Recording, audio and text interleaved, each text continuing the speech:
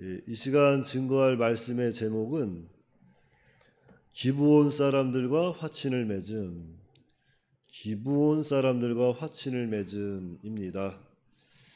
그 첫 번째 대지는 먼저 가나안 땅에 있는 여러 왕이 모여서 이스라엘과 싸우려고 함 1절로 2절입니다. 이 일 후에 요단 서쪽 산지와 평지와 레바논 앞 대해 연안에 있는 헷사람과 아모리 사람과 가나안 사람과 브리스 사람과 히위 사람과 여부스 사람의 모든 왕들이 이 일을 듣고 모여서 일심으로 여호와와 이스라엘에 맞서서 싸우려고 하더라 그랬습니다. 자, 가나안 땅에 이스라엘 백성들의 소문이 이제 만연하게 다 퍼졌습니다. 이스라엘 백성들이 요단강을 건너서 여리고성을 점령하고 아이성을 점령한 그 모든 사건이 이제 가나안 전역으로 퍼졌어요. 그래서 그 땅에 살고 있었던 여러 족속의 왕들이 모여서 지금 이스라엘과 싸우려고 동맹을 맺은 겁니다.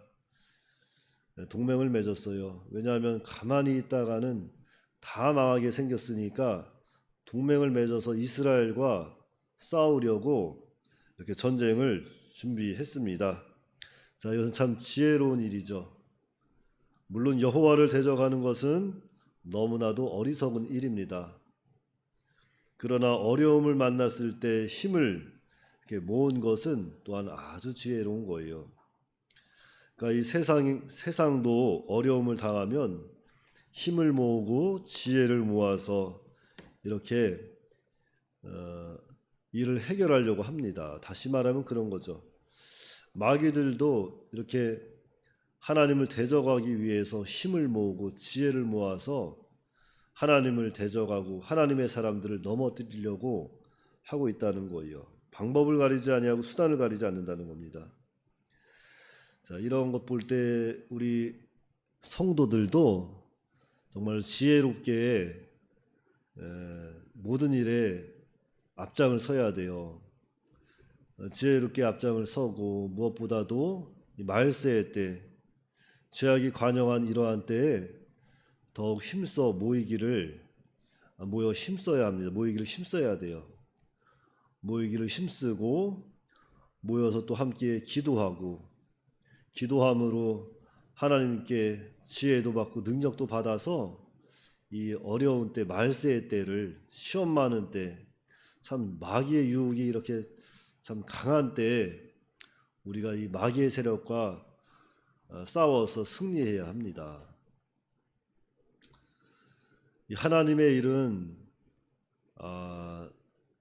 혼자 감당하기에는 너무나도 어려운 시대가 왔어요. 교회 일을 해봐도 그렇지만 혼자 감당하기가 어렵습니다. 교역자라고 해서 교회 일을 교역자에 다 맡겨놓을 필요도 없고요.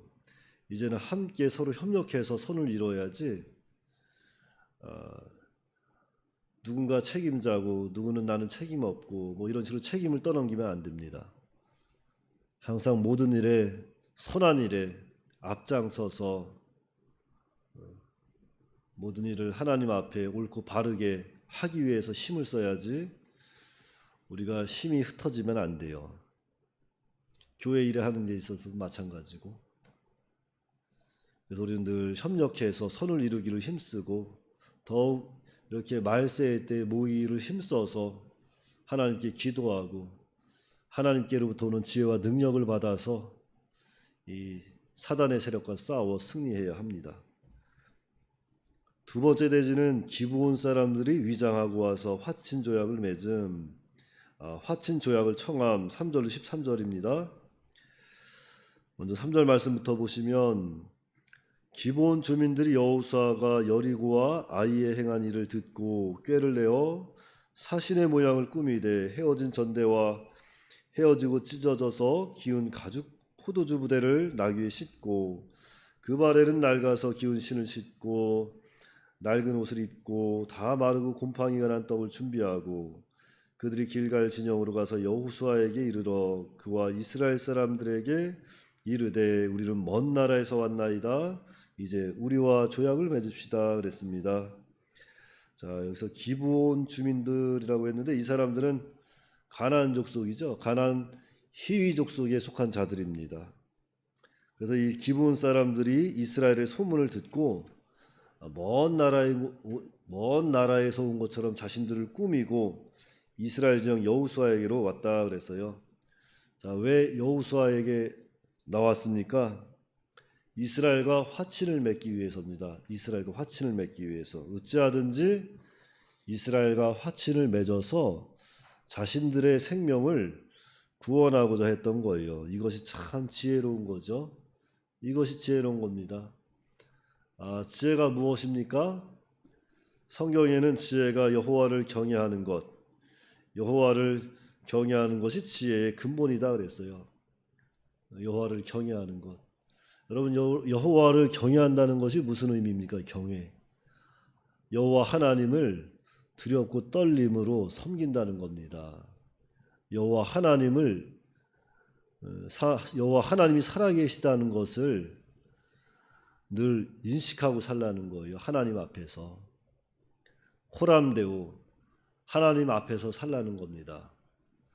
하나님이 눈에 보이지 않는다고 해서 흩으로 섬기는 것이 아니라 눈에 보이지 않는 하나님이지만 그 하나님은 살아계시고 그 하나님의 능력은 너무나도 무한하신데 그 하나님은 공의의 하나님이시라는 거죠. 공의.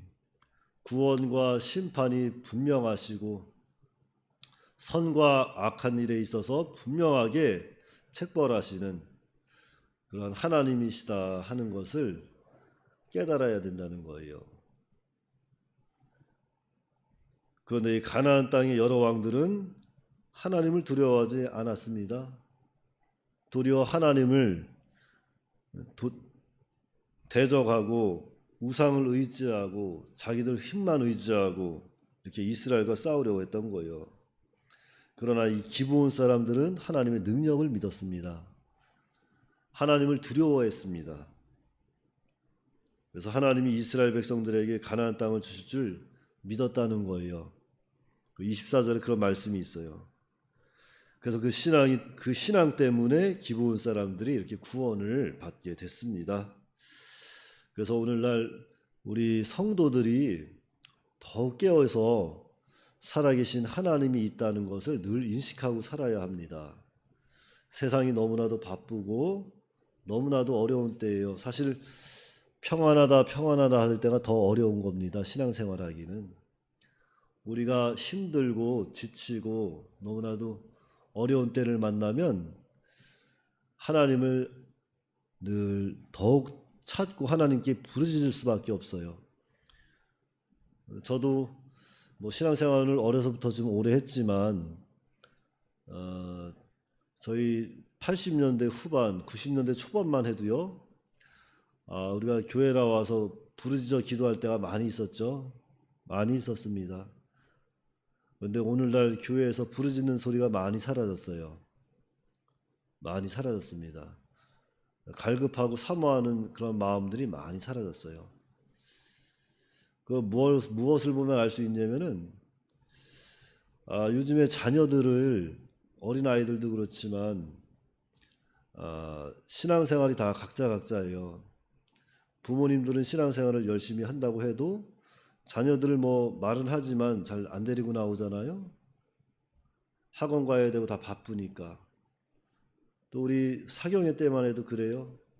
우리 옛날에 사경회 같은 거 하면은 조그만 아이들 다 데리고 나와서 밤새도록 사경회 부모님들은 하나님의 말씀을 잘 경청하고 아이들은 옆에서 쓰러져 자고 밤늦게까지 하니까.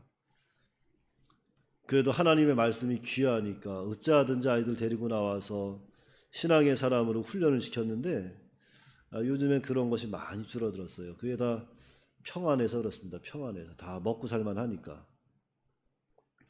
하나님께서 평안함 주실 때 그 하나님이 살아계시다는 걸 더 의지하고 하나님으로 말미암아 우리가 평안을 누리는구나. 이런 마음의 상태를 잘 붙잡고 우리가 주님 안으로 다시 주님께 다 돌아와야 되겠어요. 다 돌아와서 두렵고 떨리는 마음으로 하나님을 인식하고 우리가 여호와 하나님을 경외함으로 잘 섬기는 그런 믿음의 사람이 다 되어야 합니다. 그리고 세 번째 대지는 여호수아가 기브온 사람들과 화친 조약을 맺음 14절 15절 말씀입니다.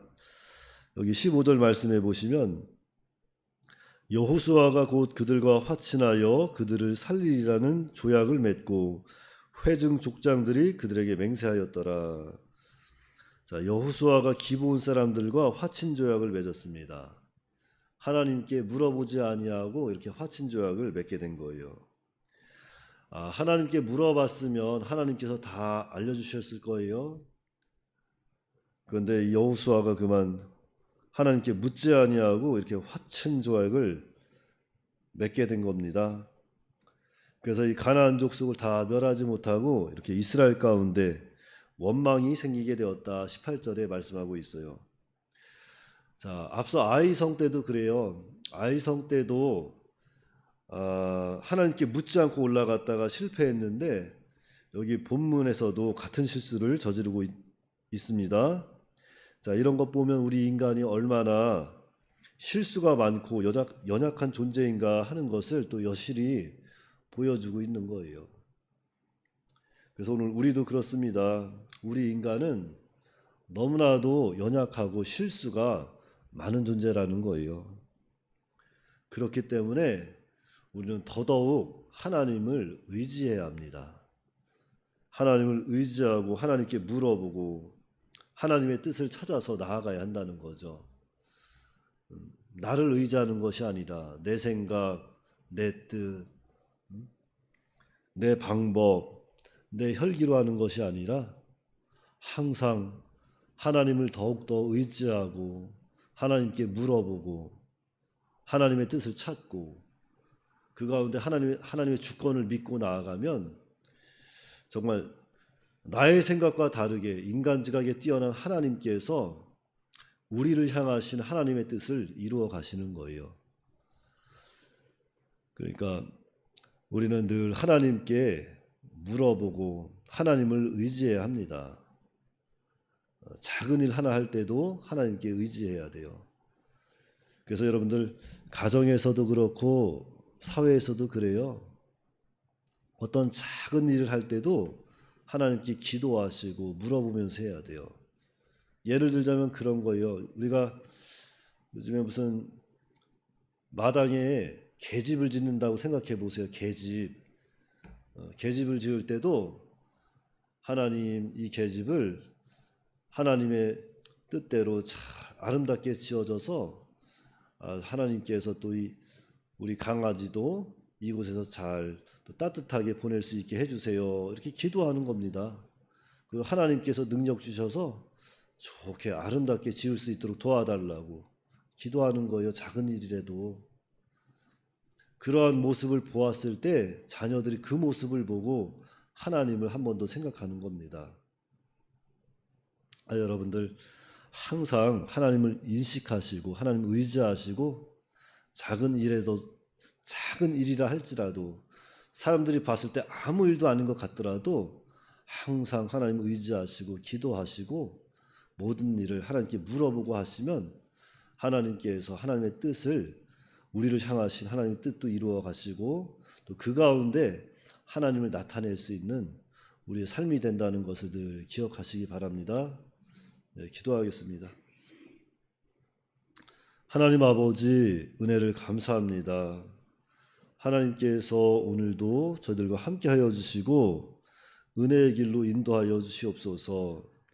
거룩하신 아버지 하나님, 참으로 이 기브온 족속이 하나님의 소문을 듣고 이스라엘 백성 그 여호수아를 찾아와서 화친 조약을 맺었습니다. 물론 그들이 거짓으로 나온 건 잘못된 거지만 그들은 정말로 두려운 하나님을 두려워해서 이스라엘 백성들 앞에 나왔을 때 하나님께서는 또한 그 기브온 족속들이 또 구원받는 그러한 일을 우리가 또한 성경을 통해서 봤습니다.